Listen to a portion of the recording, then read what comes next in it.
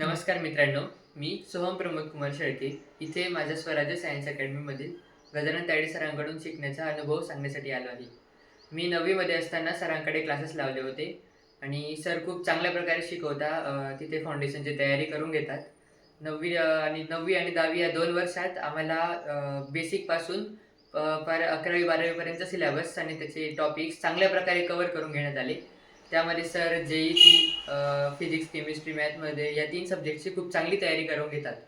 आणि मला तरी जाणवलं की 11वीला आल्यानंतर माझे जे सोबतीचे मित्र आहेत, त्यांच्यासोबत शिकताना की जेव्हा आपण नुकतंच 10वी 11वीला जातो, तेव्हा 11वीचा सिलेबस हा खूप वास्ट असतो आणि खूप नवे-नवे टॉपिक्स येतात.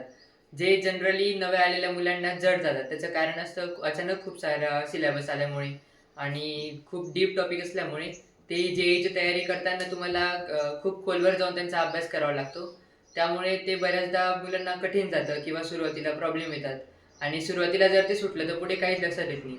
म्हणून सरांनी जी आमची तयारी करून घेतली, तर असं जाणवलं की बाकीच्या मुलांपेक्षा आम्ही खूप सहजतेने ते टॉपिक्स लक्षात घेऊन घेतो. आम्हाला असं वाटलं नाही की काही हार्ड होतं आणि त्याच्यामुळेच आम्हाला पुढे ते चॅप्टर्स करताना खूप सोपं झालं किंवा मदत झाली.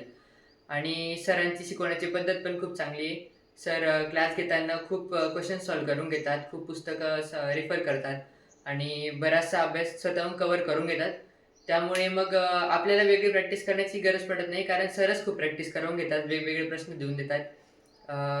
जे-ई-ईपर्यंतच्या क्वेश्चन्सची प्रॅक्टिस घेतात आणि शिकवणं खूप चांगलं आहे. म्हणजे लगेच कळतं, असं खूप काही कन्फ्युजन वगैरे होत नाही.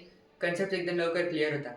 आणि म्हणजे मला तरी वाटलं की माझा अनुभव सरांकडे खूप चांगला होता आणि मला 11वी अजून तरी खूप सोप्या प्रकारे सिलेबस वाटतो आहे. अजून तरी असं प्रॉब्लेम आला नाही.